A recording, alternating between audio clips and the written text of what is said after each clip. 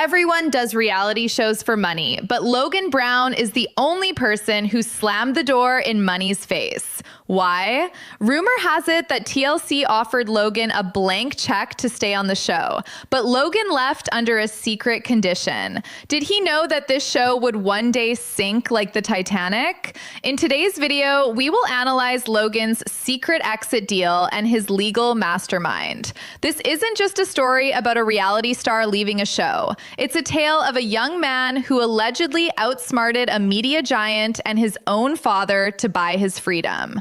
We've dug deep into insider circles and have unearthed theories that paint a picture of a high-stakes negotiation that has been kept under wraps for years. What did Logan know that the rest of them didn't? And what was the one secret he held that was so powerful it forced a network and a patriarch to bend to his will? If you're ready to uncover the story that TLC and the Brown family allegedly never wanted you to hear, make sure you hit that like button, subscribe to our channel, and ring the notification bell. You won't want to miss a single second of this deep dive into the billion-dollar silence. Hello and welcome back to our channel. Today we're delving into one of the most enduring mysteries of the Sister Wives saga, the curious case of Logan Brown. He was the firstborn, the responsible older brother, the one who seemed destined to be a cornerstone of the Brown family's public narrative.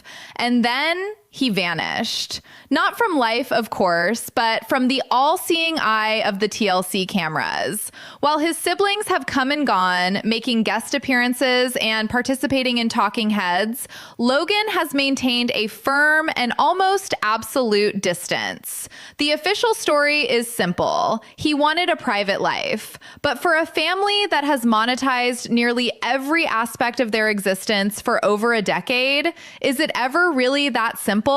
We think not. Today, we're exploring a compelling theory pieced together from insider whispers and reports that suggest Logan's departure wasn't just a quiet exit. It was a calculated, strategic retreat secured by a secret non-disclosure agreement, a secret NDA, that may have cost him a fortune but bought him his freedom. To understand the gravity of Logan's alleged decision, we have to rewind the clock. Let's go back to the beginning, to the genesis of Sister Wives in 2010. When the show first aired, the Brown children were just that, children. Logan, the eldest, was a teenager. The contracts signed in those early days were almost certainly penned by their parents, Kody and his 4 wives. In the world of reality television, this is standard practice. Minor children cannot legally enter into contracts themselves. Their guardians do so on their behalf. But what are they signing away? Their privacy, their childhood moments, their emotional upheavals, all become fodder for storylines, edited and packaged for public consumption. We've heard reports from sources close to the production's early days that the initial contracts were incredibly restrictive. These documents, standard for the reality TV industry, often contain clauses that give the network sweeping rights to a person's life story. They can film you, edit your words to create a narrative, and use your image in perpetuity. For a child, the long-term implications are impossible to grasp. Think about it from Logan's perspective. He was navigating high school, dealing with the already complex dynamics of a plural family, and suddenly he's doing it with a camera crew documenting his every move. The early seasons show a young man who is mature beyond his years, often acting as a mediator and a stabilizing force for his younger siblings. He was, for all intents and purposes, a third parent in many situations. While the show focused on the drama between the adults, the children were living it. They were uprooted from Utah to Las Vegas in the dead of night, a traumatic event framed as a dramatic escape from persecution. Their teenage heartbreaks, their awkward phases, their family disputes, all were potential B-plots for an episode. Insiders have suggested that while the younger children might have been oblivious or even excited by the cameras at first, Logan, being older, grasped the transactional nature of their new life much sooner. He saw how their reality was being shaped into a product. As Logan transitioned into adulthood, turning 18, the legal landscape shifted. He was no longer a minor covered by his parents' consent. To continue appearing on the show as a featured cast member, he would have had to sign his own contract. And this, according to our theory, is where the first seeds of dissent were sown. Logan Brown is not just the responsible older brother. He's also incredibly intelligent. He went on to get a bachelor's degree and then a master's in business administration. This is a man who understands logistics, finance, and most importantly, the fine print. A source, allegedly familiar with the family's contract negotiations during that period, claims that when Logan was presented with his first adult contract, he didn't just sign on the dotted line. He read it meticulously. And what he supposedly found was a document designed to ensnare him for years to come. These contracts are often referred to as ironclad. They typically include clauses that lock talent in for multiple seasons with renewal at the network's discretion. They might contain exclusivity clauses preventing him from appearing on other networks or even in certain types of online content without permission. And critically, they almost always feature a non-disclosure agreement that gags the signatory from speaking negatively about the show, the network, or the other cast members, essentially his own family, for life. For Logan, a young man with his entire future ahead of him, a future he wanted to build on his own terms, this was more than a contract. It was a cage. A golden cage, perhaps, but a cage nonetheless. His business mind, as our premise suggests, would have immediately identified the red flags. He would have seen that the short-term financial gain came at the cost of his long-term autonomy. The money, of course, would have been significant. By this point, Sister Wives was a ratings success for TLC. The family was earning a substantial income from the show. Exclusive reports from various entertainment news outlets over the years have estimated the Browns' salary to be anywhere from $25,000 to $40,000 per episode, to be divided amongst the adults. As an adult cast member, Logan would have been entitled to his own share. We're talking about a potential six-figure annual income for what essentially amounted to living his life in front of a camera. For a college student, that's an incredible temptation. But the theory we're exploring today posits that Logan saw past the dollar signs. He saw the exploitation. He saw how the narrative was controlled by producers, how moments were manipulated for maximum drama, and how it was affecting his family's real-life dynamics. He saw the public scrutiny, the online criticism, and the personal toll it was taking on his parents and his siblings. He looked at the contract not as a paycheck, but as a trap. This is where we move into the second, more explosive part of our analysis, the negotiation. This is based on a theory from an insider who claims to have knowledge of the tense discussions that took place behind closed doors around the time Logan decided to step away. According to this report, Logan didn't just quietly decline to re-sign. He allegedly used his position and the knowledge he had accumulated over years of being on the inside to broker a unique exit deal. He knew that a simple "no thank you" wouldn't suffice. The show's narrative depended on the family unit. A key member, the firstborn son, simply walking away without a dramatic on-screen reason would leave a gaping plot hole. The producers, and likely Kody, would have wanted to film his exit, to turn it into a storyline about a bird leaving the nest. They would have wanted tearful goodbyes, talking heads dissecting his decision, and the ability to revisit it in future seasons. But Logan, allegedly, wanted none of that. He wanted a clean break. He wanted to go to college, start his career, meet his future wife, and build a life without the shadow of a camera crew. So, how do you force a multi-million-dollar television production and a patriarch who thrives on the spotlight to simply let you go, no questions asked? According to this theory, you present them with an ultimatum they can't refuse. The source claims that Logan's negotiation was twofold. First, with TLC, he allegedly made it clear that he would not sign another contract under any circumstances. But the crucial part was the second negotiation, the one with Kody. Logan, having grown up in the epicenter of the Brown family's carefully constructed reality TV image, knew where the fault lines were. He knew the difference between the on-screen portrayal and the off-screen reality. He had witnessed every argument, every tension, every inconsistency that was carefully edited out or spun into a different narrative by the show's producers. This insider theory suggests that Logan's leverage was his silence. The ultimatum was clear. Let me go peacefully and I will remain silent. My life, my wedding, my future, all of it is off limits to your cameras and your storylines. In return, the secrets of this family, the real story that viewers don't see, will remain with me. This wasn't just a son asking for privacy. This was a calculated move by someone who understood the value of information in the high-stakes world of reality television. He was essentially proposing a mutual non-disclosure agreement. They wouldn't discuss his life on the show, and he wouldn't discuss the show's inner workings with the world. Kody, a man obsessed with his image and the family's public perception, would have been terrified by the prospect of a tell-all expose from his eldest son. Logan was not a disgruntled ex-wife with an axe to grind. He was the firstborn, a credible witness who had been there from the very beginning. His words would carry immense weight. Imagine the fear this would have struck in both Kody and the production company. A tell-all book, a series of explosive interviews, or even a single viral social media post from Logan could have irreparably damaged the Sister Wives brand, which by then was a cash cow for both TLC and the Brown family.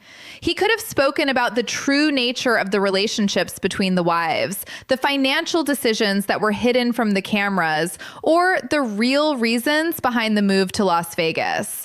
He could have exposed the puppet strings, revealing how much of the reality was coached or manufactured by producers. This wasn't a threat to create drama. It was a threat to destroy the illusion that the entire enterprise was built upon. And so, out of fear, Kody and TLC allegedly agreed.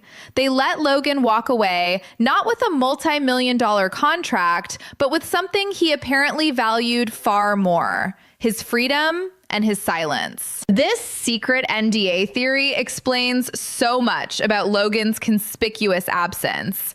It explains why his wedding to Michelle Petty was a completely private affair, with no TLC cameras in sight, a stark contrast to the televised weddings of his siblings like Mykelti, Aspen, and Madison.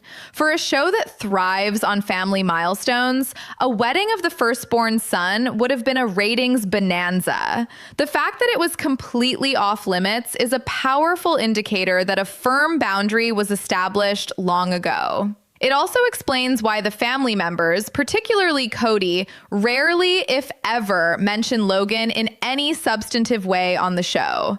His name might come up in passing, but his life, his career, his marriage, they are a black hole in the Sister Wives universe. This isn't a normal family dynamic where you'd expect parents to gush about their successful firstborn son. It feels deliberate, like a legally enforced omission. They don't talk about him because, according to this theory, they can't. The offer from TLC, as the hook rumor suggests, may have even been a blank check. This is likely an exaggeration, but it symbolizes the network's desperation to keep him. He was a fan favorite, a stabilizing presence. Losing him was a blow to the show's core premise. They might have thrown staggering numbers at him, promising him a future of financial security for doing nothing more than what he had been doing his entire teenage life. life. But Logan, having seen the true cost of that life, chose a different path. He chose to walk away from the television empire his family had built, to trade a life of fame and fortune for a life of normalcy. It was a decision that, at the time, may have seemed foolish to outsiders, but in retrospect, it looks like an act of profound foresight. He saw the cracks forming in the foundation of the family long before they became the gaping chasms that would eventually swallow the entire structure. He knew that staying on the show, signing that contract, would mean sacrificing his personal and professional integrity for a paycheck. And for Logan Brown, that price was simply too high. He wasn't just rejecting a contract. He was rejecting a destiny that had been written for him by others, choosing instead to write his own. This brings us to the very heart of our theory, the section we call money versus dignity. It's a tale of two paths, a real-life fable of the choices we make and the prices we pay. On one side, we have Logan Brown, the man who allegedly walked away from a multi-million-dollar television career. On the other, we have his father, Kody Brown, the man who has clung to it, seemingly at all costs. To truly appreciate the genius of Logan's supposed exit strategy, we must examine the results. Let's look at the life he has built for himself, a life lived deliberately and defiantly off camera. Logan pursued higher education, earning not just a bachelor's degree, but a master's in business administration. He didn't ride the coattails of his family's fame. He built a legitimate professional career. He works for a startup in Nevada, a regular job in the world of business development. It's a world where his success is measured by his skills and his intellect, not by his willingness to air his dirty laundry for ratings. He has a quiet, stable life. He married his longtime partner, Michelle Petty, in a private ceremony, surrounded by people who were there to celebrate their love, not to capture content for a television special. They have a home, they have their careers, and most importantly, they have their peace. Think about the profound richness of that peace. Logan Brown does not have to wake up and read comments from thousands of strangers dissecting his marriage. He doesn't have to watch his most vulnerable moments be edited for a dramatic cliffhanger. His arguments with his wife are private. His financial decisions are his own. He doesn't have to perform his life. He simply gets to live it. There is an inherent dignity in this choice. He has proven that his self-respect, his autonomy, and the sanctity of his personal life are not for sale. He drew a line in the sand, and on one side was the chaotic, lucrative world of reality TV, and on the other was a life of his own making. He chose the latter, and by all external measures, he is thriving. He sleeps peacefully at night, not because he is wealthy in the monetary sense that TLC could have offered, but because he is wealthy in a way that money cannot buy. He is rich in privacy, rich in autonomy, and rich in the knowledge that his life belongs to him and him alone. Now, let's turn the lens onto Kody. Kody chose the other path. He chose the money. He chose fame. For more than a decade, he has sold his life and the lives of his family members to the highest bidder. And what has it brought him? In the early years, it brought financial stability and a platform to advocate for his lifestyle. But as the years wore on, the bargain he struck began to exact a terrible price. The pressure of living under a microscope exacerbated every existing crack in his family's foundation. The need to create compelling television often meant prioritizing drama over harmony. He became a caricature of himself, a patriarch performing for an audience, his every word and action subject to intense public scrutiny and criticism. Look at Kody's life now, as depicted in the most recent seasons of Sister Wives. It is the polar opposite of the peaceful existence his son has built. His plural family, the entire premise of the show, has crumbled. 3 of his 4 wives have left him, citing years of neglect, disrespect, and emotional turmoil, all of which played out in painful detail for the world to see. His relationships with many of his older children are in tatters. We have watched him have gut-wrenching on-camera arguments with his sons Gabriel and the late Garrison, leaving wounds that may never fully heal. The public perception of him has shifted from that of a quirky, loving, polygamous patriarch to a man widely seen as angry, manipulative, and narcissistic. He is a king ruling over a fractured kingdom, seemingly isolated with his one remaining wife, Robin. He has the money, yes. The show has undoubtedly made him a wealthy man.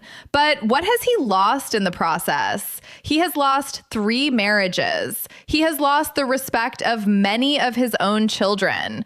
And one could argue he has lost his own dignity. He continues to film, continues to put his life on display, even as it falls apart around him.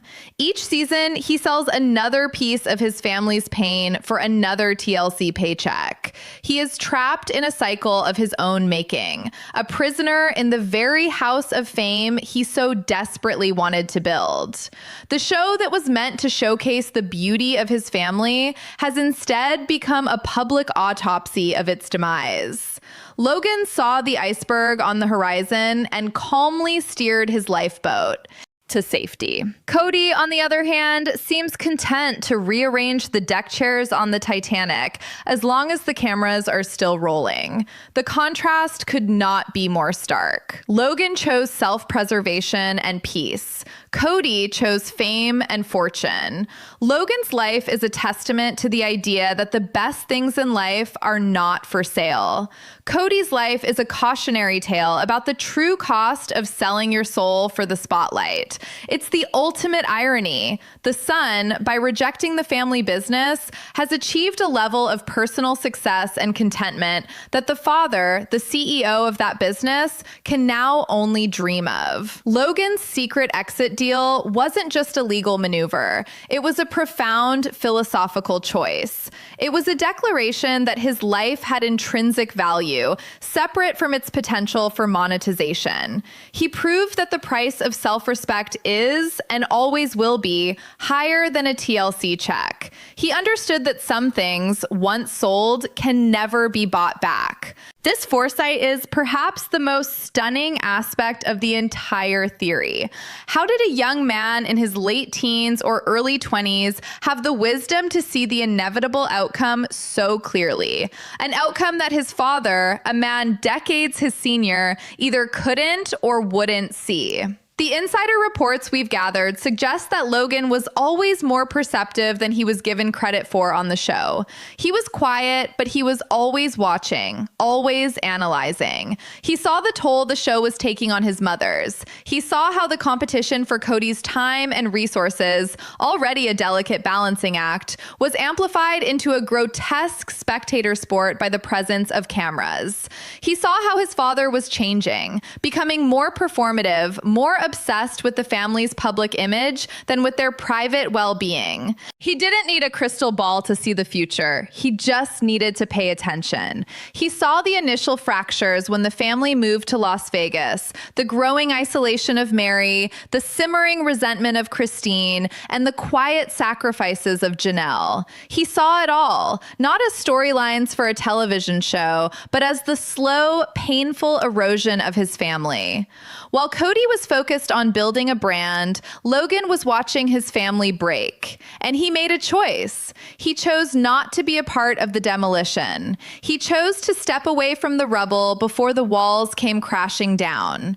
This wasn't an act of abandonment. It was an act of survival. This alleged negotiation, this billion-dollar silence, was his masterpiece. It was a move worthy of a seasoned CEO, not a kid just starting out in life. He assessed the assets, his intimate knowledge of the family's secrets. He identified the risk for the other parties, the potential for a brand-destroying scandal, and he leveraged this to achieve his objective, a clean, quiet, and complete exit. He didn't ask for money. He asked for something far more valuable, the right to be forgotten by the narrative, the right to be Logan Brown, not Logan from Sister Wives. It was a brilliant preemptive strike against a media machine that consumes lives for entertainment.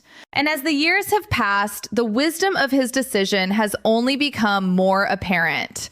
Every tearful confession from Christine, every painful interview with Janelle, every new revelation of the family's dysfunction serves as another piece of evidence that Logan made the right call. He is the one who got away, the one who escaped the Matrix. While his family members are still grappling with the fallout of their public lives, Logan is living a life of quiet authenticity. He has proven that the greatest victory is not in winning the game, but in refusing to play. But this leads us to a tantalizing and crucial question. Was Logan's escape plan solely for himself, or was it the first step in a much grander strategy? Having secured his own freedom, did he then turn his attention to helping his siblings find their own escape routes?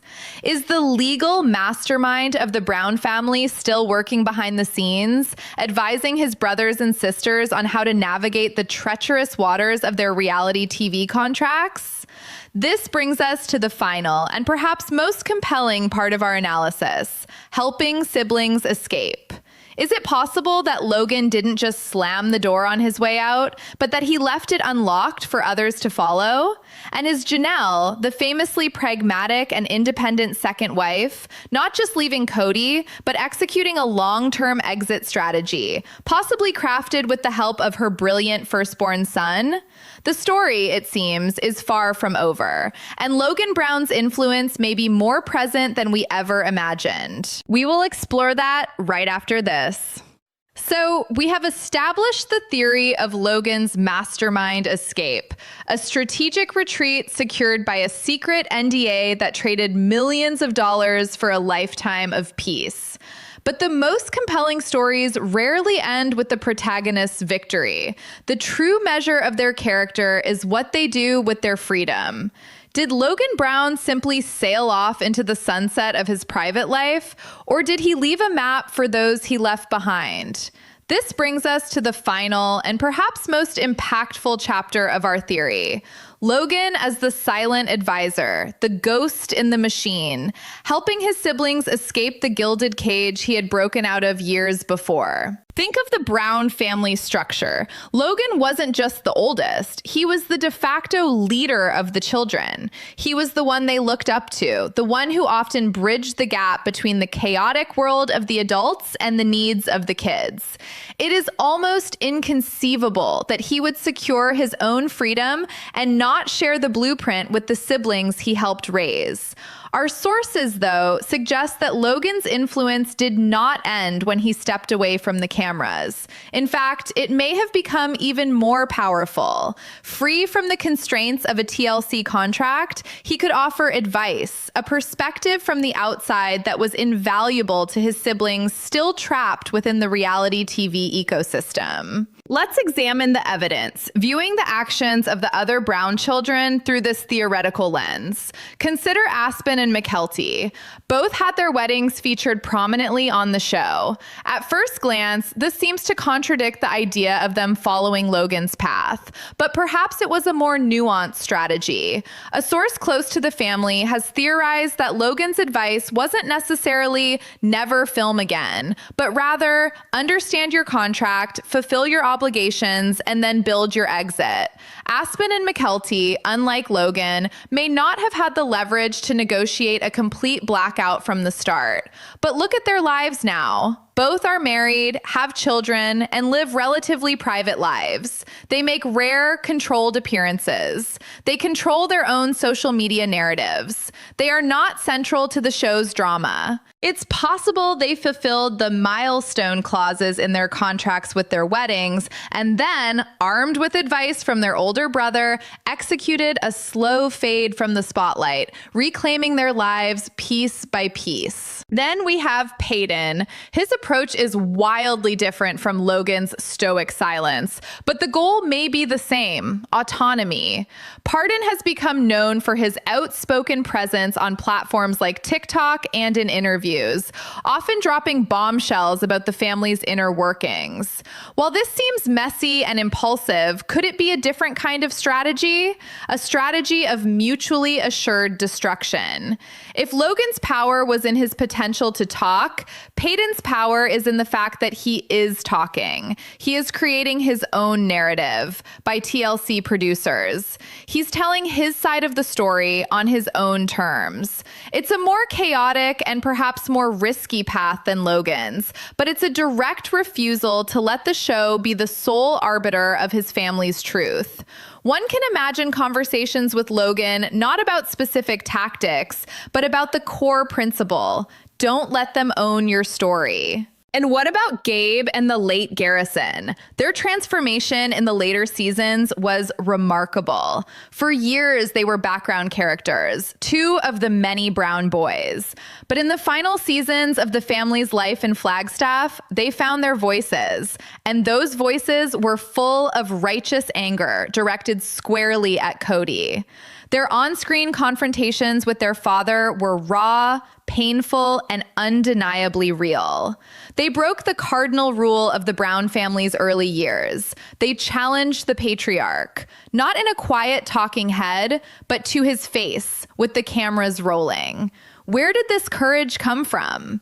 It's easy to see the influence of their brother, the one who stood up to Kody and the network years earlier. Logan's successful rebellion would have served as a powerful example. He showed them that it was possible to say no, to defy Kody's authority, and not just survive, but thrive. Logan's act of leaving was the first crack in the patriarchal dam, and his brothers were the ones who finally let the floodwaters through. But the most compelling evidence of Logan's continued strategic influence, according to our insider theory, lies with his mother, Janelle. Janelle Brown, the pragmatic, independent, and financially minded second wife. Her separation from Kody was a cornerstone of the show's recent seasons. But many viewers were left asking the same question. If she's so unhappy, why does she continue to film? Why does she remain entangled in the family's television business? The simple answer is money, but our theory proposes a far more complex and brilliant answer. Janelle isn't just staying for a paycheck. She is executing a long-term financial liberation plan, a master strategy designed with the help of her MBA-holding son, Logan. Let's analyze Janelle's actions. She has always been the family's most astute financial mind. She worked throughout the years, contributing significantly to the family pot. When she left Kody, she didn't just walk away. She began meticulously building a life for herself, and she has been, in a sense, using Kody and TLC's money to do it. She bought an RV, a symbol of her independence and self-sufficiency. She travels, she spends time with her children and grandchildren, and she has cultivated a life that is completely separate from Kody's world with Robin. The show, which was once her prison, has become her funding source. According to this theory, Logan sat down with his mother and mapped out a business plan. The objective: complete financial independence. The strategy: leverage the existing contract with TLC. The advice would have been cold, hard, and brilliant business logic.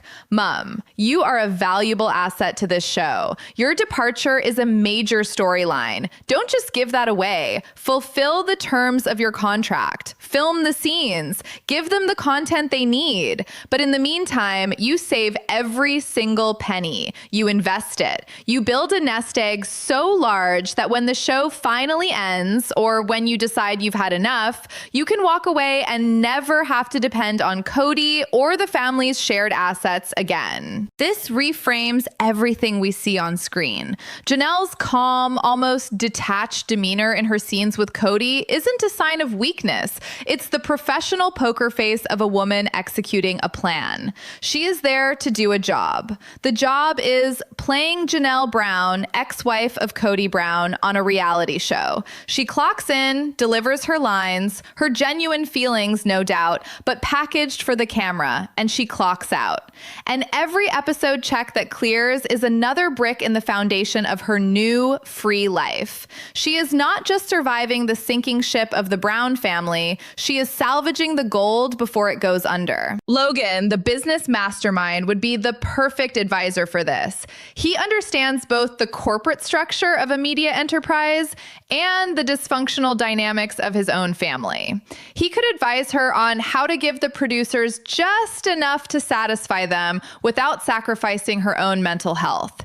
He could help her navigate the legal complexities of extricating her finances from the convoluted mess of the Brown family's shared property and their production company, Dabsark Entertainment. This theory paints a picture of a mother-son duo working in tandem, playing a strategic game of chess against a network and a patriarch who are used to holding all the power. Janelle is no longer just a sister's wife. She is the CEO of her own liberation, and Logan is the chairman of the board. So when we look at the legacy of Logan's secret NDA, we see that it's not just a personal story. It was the first domino. His act of quiet rebellion created a blueprint for freedom that has, in various forms, been adopted by his siblings and even his own mother. He showed them that the power they thought the show and Kody held over them was an illusion. The real power was in their willingness to walk away. Logan's silence is not empty. It is filled with the power of his example. He chose a life of substance over a life of fame, and in doing so, he provided a North Star for his family members who were lost in the wilderness of reality television. He proved that the billion-dollar silence was worth more than any blank check because it was the sound of freedom. He didn't just escape the Titanic. He built the lifeboats for the people he loved, allowing them to row towards a shore of their own choosing, far away from the wreckage. Money or peace? Which would you choose? Did Logan make the best decision of his life by leaving the show? Write your thoughts in the comments.